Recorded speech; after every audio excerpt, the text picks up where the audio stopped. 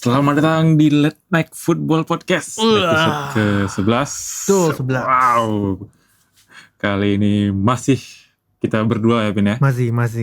Gak masalah, no Masih berdua problem. nih. Gak apa-apa ya. Nah. Ya, kita selalu gak bosan ngingetin teman-teman yang pengen dengerin kita nih. Kita ada di YouTube, di sini. Bisa pindah? Bisa, nanti ada. Sini. Bisa di sini ada. YouTube-nya di Late Night Football, dan di Instagram juga ada di @_Football, dan juga di Google Podcast, dan juga di Spotify di Late Night Football Podcast. Oke, kita karena berdua kita nggak main kuis lagi ya. Kita langsung nih, ada beberapa laga yang menarik ya kemarin. Liga Inggris, Liga Italia, Liga Spanyol. Nggak banyak tapi ada big match lah. Ya ada beberapa lah. Cuma ini kita agak bahas dikit nih, Pin. Beberapa laga yang kayaknya gak terlalu menarik tapi boleh lah buat dibahas. Honorable mention lah ya. Honorable mention, betul sekali. Ini ada MU yang menang dramatis ya, Min ya, lawan West Ham 2-1. Bahkan dari sampai ada laga ini penalti ada yang mau komentar ya? Enggak? Itu di menit terakhir kan ya? Di menit awal, menit 16 itu. Mark Noble. Oh iya. Oh iya, Noble. Oh iya. Kok ada yang kau mau komentarin gak di laga ini, Min? Untuk komentar lagi ini sih maksudnya itu gak banyak ya. Tapi kalau masalah Ronaldo ini udah dibahas lah sebelumnya. Dia gol lagi dengan cara-cara yang sama kan. Lagi-lagi ya. Lagi-lagi. Kalau aku ini sih maksudnya tuh Lingard membayar kesalahannya ya dengan di tengah pekan kemarin. Karena memang ini kemampuan dia yang ditunjukkan di West Ham ya pas di pinjaman aku rasa. Kemampuan shooting dari jauh, kemampuan drive dari ujung kotak penalti. Aku rasa sih kalau dia terus kayak gini bisa di super sub yang valuable lah buat squad MU ya. Lingard. Tapi menurut kau ini MU layak menang atau sebenarnya kayaknya bagusan imbang sih? Atau kayak mana menurut kau? Layak menang aja sih ya. Karena menang tipis ya. Wajar tipis. Apalagi juga ada penalti save kan dari De Gea yang aku bilang tuh patut diacungi jempol lah effort dari MU. Nah ini Pin dari rivalnya nih, rival abadi dari Inggris, Liverpool yang menang 3-0. Setelah aku agak bingung, Liverpool ini emang kedalamannya tuh nggak terlalu bagus, cuma rotasinya tuh jalan loh dari klub ini, bisa menang 3-0 walaupun sebelumnya di lawan Milan dia kayak agak apa ya, mungkin terkuras energinya. Menurut kau kayak mana Pin? Liverpool nih menurut kau bisa gak sih saingin Chelsea, City, dan MU dengan squad yang kayak gini? Aku jujur sebenarnya gak terlalu yakin sama Liverpool ya dari squadnya. Sama makanya. Dan juga sistem permainan Klopp udah mulai gak seagresif dulu lah. Mulai kebaca. Oh iya betul. Apa namanya? High gegen pressingnya mulai terbuka lah kelemahannya itu ketika transisinya itu kan. Bisa lihat kayak lawan Milan kemarin lah contohnya, dan itu udah banyak diaplikasiin sama tim-tim Liga Inggris. Tim lain betul. Tapi memang kalau untuk bersaing di 4 besar aku rasa masih bisa ya. Tapi untuk title contender aku rasa walaupun sekarang dia masih di atas. Tapi aku rasa masih di atas. Belum jadi title contender yang pantas sih. Liverpool dengan squad yang seperti ini. Tapi nggak tahu, aku membuka kemungkinan untuk Jurgen Klopp ini ya memberikan kejutan. That's the point. Nah, ini kita lanjut nih, Pin. Ini ada laga yang sebenarnya ini dari Liga Farmers ya sebenarnya. Cuma aku menariknya sama tim ini, Ajax. Kemarin menang lagi 9-0. Padahal sebelumnya lawan Sporting 5-1 menang juga. Terus sebelumnya kalau nggak salah aku lawan apa ya, menang 7-0 juga dia. Menurut kau nih Pin, nih aku singkat aja nih. Menurut kau nih, dengan squad yang ada sekarang, dengan tren yang bagus kayak gini Ajax, menurut kau dia bakal bisa ngulang kesuksesan mereka di UCL nggak sih, terutama UCL ya, di musim 2018-2019? Kemungkinan itu ada. Tapi kadang-kadang memang di UCL ini kan kualitas yang udah pasti itu berbicara kan. Ya. Kesuksesan Ajax pada tahun 2018-19 itu 18 yang ada yang delek itu nggak lepas dari memang pemainnya juga berkualitas gitu loh, nggak cuma muda potensial lah, memang pemain berkualitas semua. Jadi menurut kau nih terlalu bisa dini nggak sih. kira-kira? Bisa, tapi terlalu dini kalau kita Terlalu dini mengatakan ini bakal. Tapi satu yang pasti permainan Ajax yang sekarang heavy metal gue bilang ya, atraktif lah. Makanya itu dia bisa menang besar terus loh ini. Kita tunggu aja bakal Tapi kalau ngelawan tim besar kan. Di UCL kan mereka satu grup sama ini ya, apa namanya? Oh belum. Sporting Dortmund sama Dortmund Besiktas. ya, sama Dortmund. Kita lihat aja bagaimana permainannya Dortmund ketika sama lawan Italia tim nanti. yang sekelas Dortmund nanti. Menarik nih. Nah, nih Mina, kita akan masuk nih ke topik yang lumayan seru nih ya. Lumayan apa seru? Wah, aduh, kalau aku bilang babak pertamanya seru, babak keduanya hancur. Tottenham Chelsea, Vin. Apa yang terjadi dengan Tottenham nih, Vin? Soalnya babak pertama tuh aku nonton, Vin ya. Babak pertama bener-bener apa ya? Mereka ini bisa ngendalin permainan lah, tapi babak kedua tiba-tiba hilang gitu loh. What happened with Tottenham? Mungkin ini ya. Kalau aku ngerasanya perubahannya tuh pas N'Golo Kante mulai masuk ya. Nah, itu dia. Itu kan? Betul sekali. Mulai Kante boleh masuk. Berubah dia. Dan aku rasa Tottenham itu justru malah nggak bereaksi dengan Chelsea yang mulai explore di tengah itu. Chelsea yang mulai menginvasi di tengah mereka, Tottenham ini nggak memberikan respon, malah ngebiarin. Betul. Memang aku akui kekuatan dari Spurs itu adalah direct ball counter attack-nya lah. Mereka punya kecepatan di counter attack. Mereka cepat-cepat semua. Tapi kemarin itu nggak ada output yang berhasil, cuma mungkin 1 atau 2 kali berhasil ketika Ken mampu turun ke belakang, Wancu sama Son itu beberapa, tapi nggak banyak yang dilakukan hal seperti itu. Aku nggak tahu nih problemnya di mana. Apakah memang Chelsea terlalu rapi di belakang, compact untuk bisa di stretch dengan Wancu, Ken dan Son, atau gimana ya? Aku kurang tahu. Tapi satu yang pasti perubahan laga ini ketika Kante masuk sih. Nah, ini Ben, menurut aku nih Ben, aku apa ya yang sisi positif yang kulihat Tottenham nih, Ndombele sih. Ndombele babak pertama benar-benar, kalau kata fans Tottenham tuh Ndombeler gitu. Benar-benar dia megang bola, dia sering turun ke bawah juga. Menurut kau nih, dengan ada Ndombele tapi dia ini belum dapat tempat nih Ben di Spurs nih, di starting 11-nya. Menurut kau apa sih yang dicari dari Ndombele ini sebenarnya? Di Nuno nih, pelatihnya Tottenham nih. Ndombele ini apa ya, kan dia cukup versatile juga kan sebenarnya. Iya, versatile. Dia bisa attacking, bisa jadi center midfielder, bisa kadang-kadang bahkan di kiri kadang-kadang. Asik loh mainnya. Makanya asik mainnya. Tapi kenapa gitu nggak dapat tempat di starting 11 nih? Aku rasa ini ya, karena dengan Spurs yang sekarang mereka tuh butuh, nggak tahu ya, yang inti kan yang pasti kan Højbjerg kan, yang udah pasti. Højbjerg itu pasti di tengah. Nah, aku rasa sih Nuno ini benar-benar memfokuskan bagaimana gelandang yang punya fisikalitas dan ball winning lah, paling utama kayaknya ya. Karena Ndombele kan secara fisik dia lebih direct, dinamik menyerang sebenarnya kan. Sedangkan Nuno ini butuh kestabilan di tengah. Walaupun kalah ya secara kualitas gelandang kemarin ya. Maka aku rasa Ndombele belum bisa konsisten di starting 11. Aku rasa gara-gara kebutuhan strategi sih kayaknya.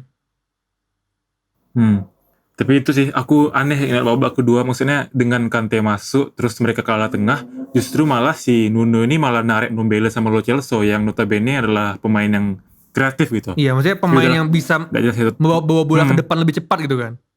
Iya, makanya justru diganti. Nah tapi nih Ben, aku pengen nanya nih, nggak tahu ya, aku sebenarnya lebih pro ke Chelsea yang dengan adanya 2 pemain Inggris mereka di kiri kanan, Reece James dengan Chilwell. Tapi dari 5 laga awal mereka di musim ini kayaknya 2 pemain ini kesulitan dapat tempat, Ben. Kalau aku justru ngelihat Alonso Aspi ini lebih baik daripada 2 pemain yang tadi aku sebutkan, atau kayak mana menurut kamu? Agak tricky sih pertanyaannya, karena memang pemain-pemain ini punya beda tipe kan. Walaupun mereka memperebutkan posisi yang sama, tapi tipenya berbeda. Sama. Yang paling mengejutkan ya kalau bilang Marcos Alonso sih. Karena di awal aku udah juga statement dengan Alonso ini di awal musim nih, sebelum musim jalan aku bilang Alonso ini tidak punya kualitas yang mumpuni untuk tim sekelas Chelsea. Dan setelah 5 laga ini dia membuat aku tarik kata-katanya sih. Buktikan ya. Memang secara secara kemampuan masuk ke dalam kotak penalti, crossing dari jarak long ball. Dia memang itu bagus sih dia. Nggak sebagus Chilwell ya, tidak se-eksplosif Chilwell. Tapi dia bisa bermain rapi loh. Yang aku suka kadang-kadang bahkan strateginya Tuchel ini terkait wingbacknya ini adalah mereka bisa dengan cepat bisa masuk ke kotak penalti. Itu aku sih paling respectnya. Tanpa belakang kehilangan pegangan pertahanan ya. Bayangin aja tiba-tiba dari direct ball 1-2 dari build up dari belakang, tiba-tiba pas sudah di kondisi menyerang Marcos Alonso tuh udah di kotak penalti gitu. Aku bilang tuh emang sistemnya memang bagus sih. Atau memang sistem sekarang lebih cocok ke dua pemain ini. Untuk dua pemain ini ya. Lebih versatile kan mereka berdua ini kan dibandingkan Chris James dan Chilwell. Nih Vin, aku minta kau komen satu hal lagi nih Vin. Satu hal nih. Apa itu? Bagaimana dengan Werner yang membuang peluang yang di depan gawang? Aku gak ada obat. Come on, kasih komen. Aku kasihan sama Lukaku sih itu kemarin. Dia udah membanting-banting back Spurs. Dia malah kayak gitu. Aduh, Werner ya. Tapi menurut kau sebenarnya Werner ini pemain bagus gak sih, Ben? Main bagus. Secara raw talentnya bagus. Tapi itu bagus, di lapangan kan? kayak musisi tapi nggak latihan sebelum tanding gitu. Sebelum panggung terus. Aduh, Werner. Tapi menurut kau yang ini Alonso dan Azpilicueta ini kalau menurut kau gimana emang? Apa kau setuju sama pendapat aku apa gimana? Apa kau punya pendapat sendiri? Aku ini Vin, tadi udah sempat gue bilang kan, aku lebih pro sama Chilwell sama Reece James ya, soalnya lebih lebih gitu loh ke depan. Kalau si Alonso sama Aspi ini kan kalau gue bilang tipe-tipe flamboyan lah gitu. Aku kurang suka aja nengok Chelsea kayak gitu. Aku lebih suka yang eksplosif. Soalnya kan Chilwell sama James kan eksplosif kan. Tapi memang Itulah. mungkin memang untuk mengantisipasi serangan-serangan ya, karena memang formasi Chelsea kan rawan rawan ya, sayap rawan kan. diserang, ya. Nah, mereka butuh pemain yang memang kemampuan take on one-on-one-nya lebih oke mungkin dibandingkan kedua itu. Aku rasa apalagi Aspi kan pemain yang pertahanannya oke lah. Dia bisa jadi center back bahkan. Rapi. Nah, mungkin itu yang menjadi pertimbangan Tuchel. Ya, tapi plus buat Tuchel emang dia tahu apa yang dia pengen sih. Nice, dan sistemnya berjalan itu paling penting ya. Nah, nggak sembarangan ideologis tai. Makanya. Tapi di PSG, entahlah, PSG emang kayaknya terkutuk aja tuh timnya di UCL. Yuk, nih lanjut nih pindah. Kita bahas tim yang akhirnya menang di 2 laga beruntun nih, Arsenal. Iya. Nah, aku simpel aja nih pertanyaan nih, Pin. Menurut kau nih, dengan mungkin bisa dibilang konsisten di 2 laga ini lah ya. Menurut kau nih bakalan bisa naik ke atas gak sih mereka nih? Ya pastilah. Memang ya secara kualitas di kertas kan mereka lebih layak lah dibandingkan posisi yang sekarang kan. Iya sih, ini terlalu jelek. Tapi poinnya sama dengan match di minggu lalu sih. Pertahanan mereka solid. Bahkan kiper barunya ini cukup kompeten aku rasa ya, Ramsdale ya. Aku bilang memang terpenting ini pertahanan dulu sebenarnya. Walaupun di depannya masih bapuk ya. Di depannya belum selesai masalahnya. Kalau kan kemarin cuma dari free kick kan. Emang jenius aja itu. Nah, itu dia. Emang ugly kali. Siapa namanya? Aduh, lupa. Martin Odegaard. Memang jenius aja. Tapi secara permainan open play belum bisa ngapa-ngapain di depan Aubameyang gitu-gitu dengan kawan-kawan. Abis lah. Tapi yang paling penting dari Arsenal tuh di belakang mereka solid dulu nih. Gabriel, Tomiyasu dan Ramsdale. Aku rasanya agen segar lah. Mereka bisa bermain rapi di belakang dulu. Walaupun lawannya masih lawan-lawan kayak gini ya, tapi yang penting poin gitu loh. Yang penting 3 poin. Yang penting menang dulu kan. Yang penting 3 poin. Ya. Aku minta lagi nih Pin komentar gue nih Pin. Ini mungkin kemarin malam. Aku sebenarnya agak risih sih sama Arteta. Dia tuh masang pemain playmaker kreatif langsung 2 gitu loh. Kalau aku ibaratkan tuh kayak Iniesta, Ozil dipasang jadi kayak kurang seret gitu loh. Ini kasusnya nih si Emily Smith-Rowe sama Odegaard. Kalau menurut aku ini agak kurang nggak jalan gitu loh, Ben. Makanya akhirnya ditarik kan MS. Menurut kau kayak mana? Secara permainan Arsenal. Terlebih di 2 playmaker ini ya. Jalan nggak sih? Aku rasa aku rasa nggak jalan ya. Memang itu mungkin salah satu kunci kenapa open play yang nggak jalan gara-gara itu mungkin ya. Nah makanya betul. Aku setuju sih, memang memainkan dua gelandang yang kreatif ini agak sulit. Kreatif agak sulit ya. Apalagi memang secara tipikal permainan pun mereka mirip gitu kan. Mirip tuh. Dan ini Pin ya, kenapa ya Aubameyang nih nggak pernah nyetak gol lagi nih? Udah habis apa gimana dia nih menurut gue?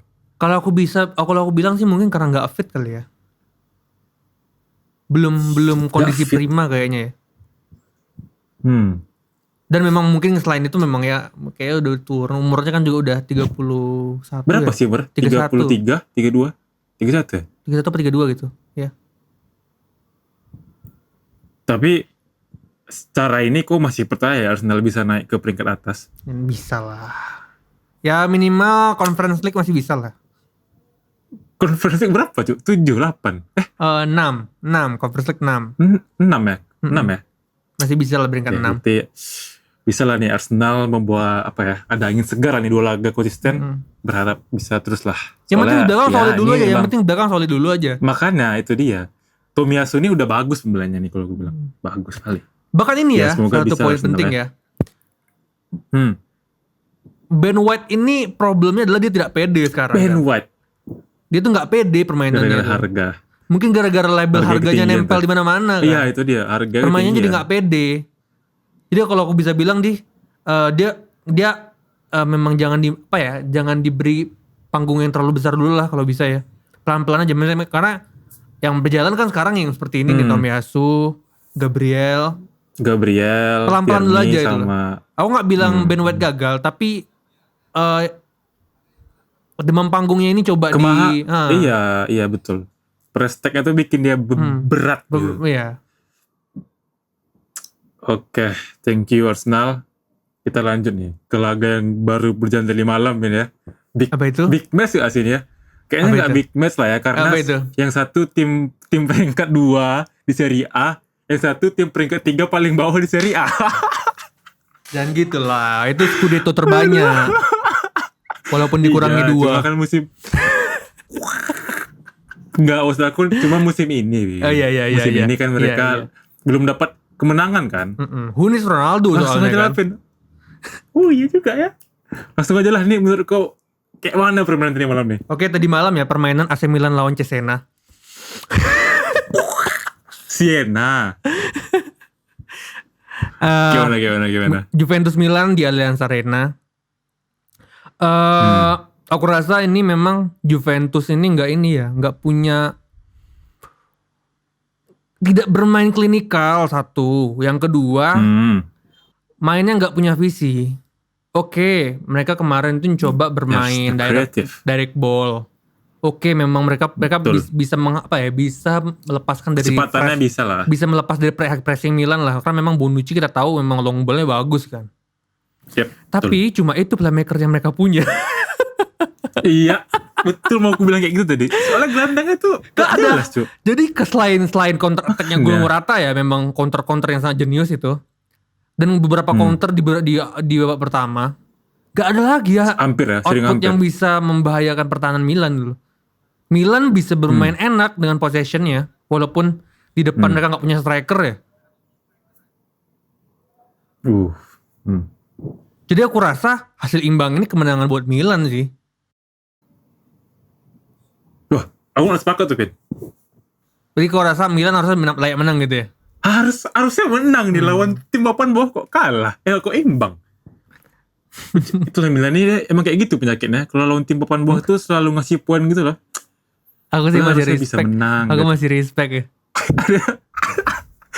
Nah ini Pin, aku pengen kau minta komen satu orang nih, Pin. Siapa itu? Tonali, how about Tonali?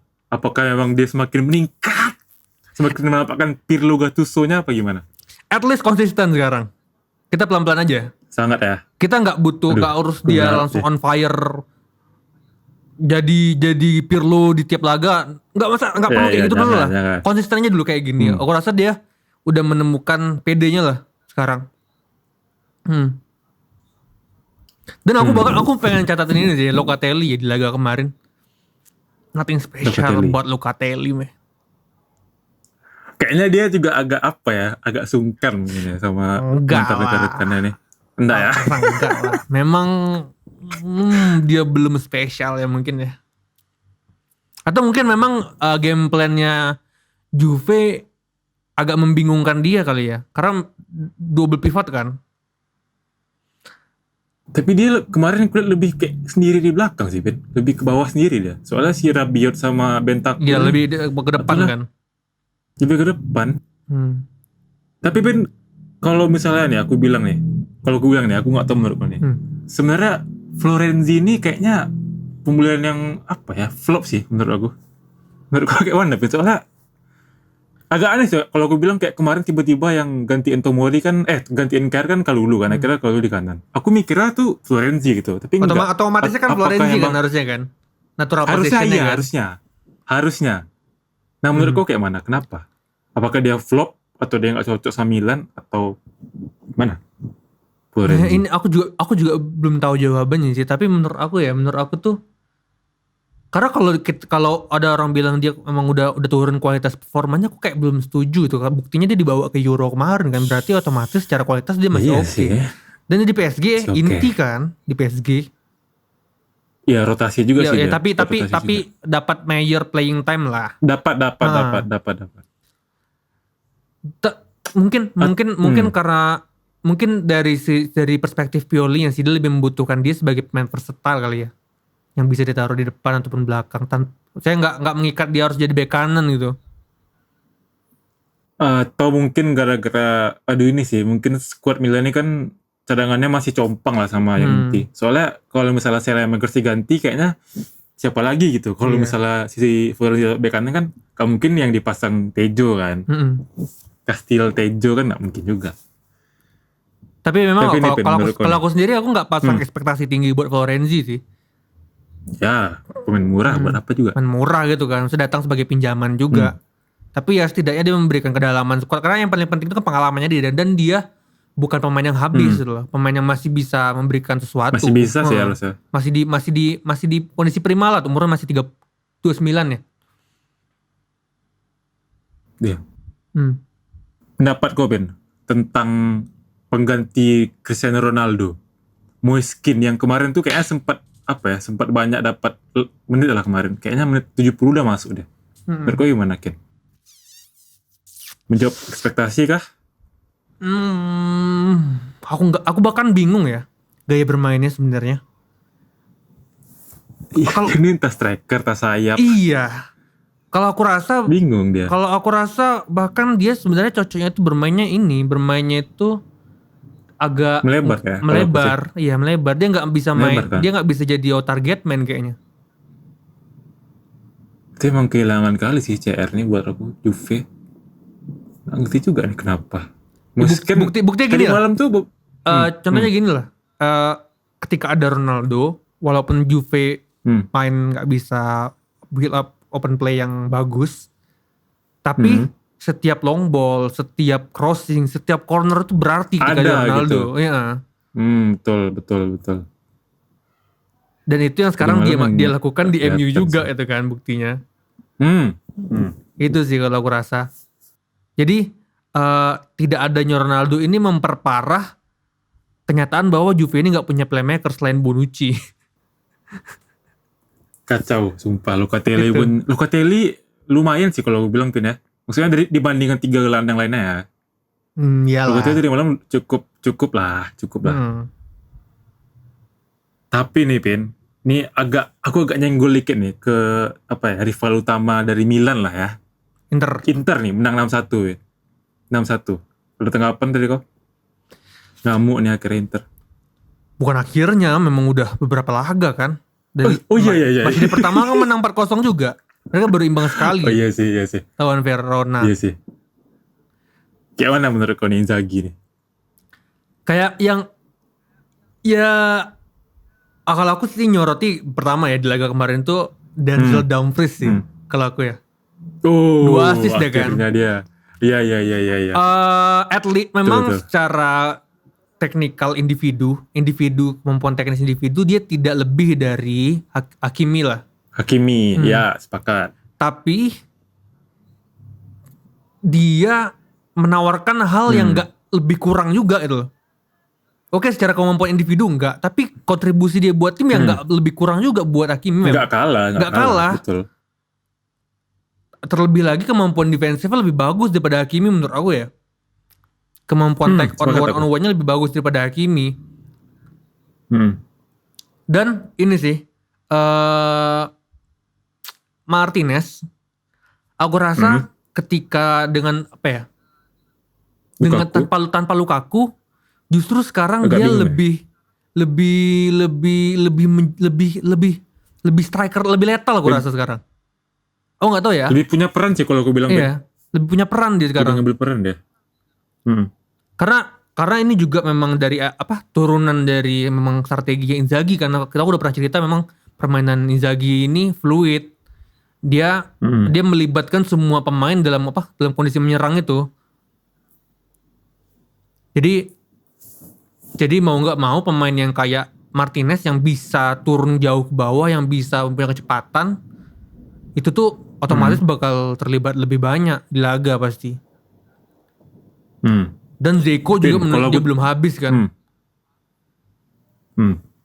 Betul. Pin, kalau aku tanya nih Pin, kau lebih menurut kau dengan permainan Inzaghi kayak gini, menurut kau lebih suka dengan Conte-nya Inter apa Inzaghi-nya Inter Pin sejauh ini Pin? Aku jujur ya. Sulit ya. Secara objektif aku lebih suka permainan Inzaghi. Walaupun Inzaghi berat. Walaupun karena ini masih terlalu dini ya, masih kita belum melihat long run-nya lah. Tapi sejauh ini secara permainan aku lebih suka gaya main Inzaghi ya.